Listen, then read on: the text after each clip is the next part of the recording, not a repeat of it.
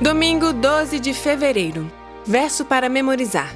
Então o rei dirá aos que estiverem à sua direita: venham benditos de meu Pai, venham herdar o reino que está preparado para vocês desde a fundação do mundo. Mateus 25, 34. Vida e ministério de Jesus. No início do ministério público de Jesus, ele viajou a Nazaré, na região da Galileia. Essa era sua cidade natal, e as pessoas dali já tinham ouvido falar de sua obra e de seus milagres. Como era seu costume, Jesus frequentava os cultos de sábado na sinagoga. Embora não fosse o rabino oficial, um dos presentes entregou-lhe o pergaminho de Isaías e pediu-lhe para fazer a leitura. Jesus leu Isaías 61, 1 e 2. Ouça Lucas 4, 16 a 19. Jesus foi para Nazaré, onde havia sido criado. Num sábado, entrou na sinagoga segundo o seu costume e levantou-se para ler. Então lhe deram o livro do profeta Isaías. E abrindo o livro, achou o lugar onde está escrito: O Espírito do Senhor está sobre mim, porque ele me ungiu para evangelizar os pobres.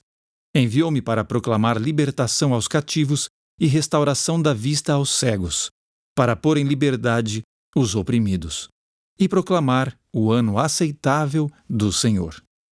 Lucas 7, 19 a 23. Enviou-os ao Senhor para perguntar: Você é aquele que estava para vir ou devemos esperar outro? Quando os homens chegaram a Jesus, disseram: João Batista nos enviou para perguntar: O Senhor é aquele que estava para vir ou devemos esperar outro? Naquela mesma hora, Jesus curou muitas pessoas de doenças, de sofrimentos e de espíritos malignos, e deu vista a muitos cegos. Então Jesus lhes respondeu: Voltem e anunciem a João o que vocês viram e ouviram. Os cegos veem, os coxos andam, os leprosos são purificados, os surdos ouvem, os mortos são ressuscitados, e aos pobres está sendo pregado o Evangelho. E bem-aventurado é aquele que não achar em mim motivo de tropeço. Pergunta 1. Por que Jesus escolheu essa passagem específica? Ouça Isaías 61, 1 e 2. O Espírito do Senhor Deus está sobre mim, porque o Senhor me ungiu para pregar boas novas aos pobres.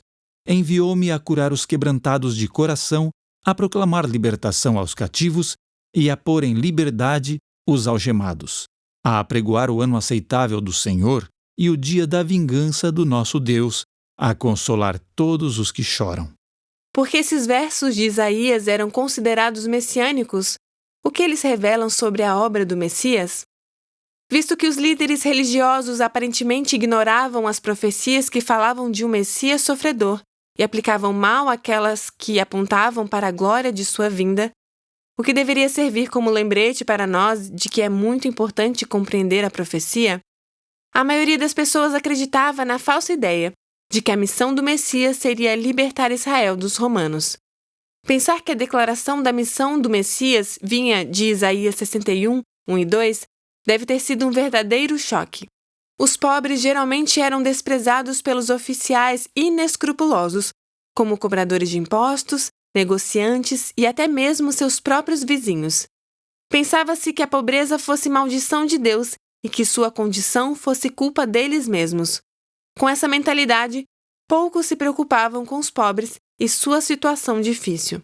No entanto, o amor de Jesus pelos pobres foi uma das maiores evidências de sua identidade como o Messias, conforme visto na resposta de Jesus à pergunta de João Batista sobre ele ser o prometido. No livro O Desejado de Todas as Nações, lemos, abre aspas, como os discípulos do Salvador, João Batista não compreendia a natureza do reino de Cristo. Esperava que Jesus tomasse o trono de Davi e, com o passar do tempo, sem que o Salvador reivindicasse qualquer autoridade real, João ficou perplexo e perturbado. Fecha aspas. A religião pura e sem mácula para com nosso Deus e Pai é esta: visitar os órfãos e as viúvas nas suas aflições e guardar-se incontaminado do mundo. Como esse verso deve nos ajudar a definir nossas prioridades religiosas?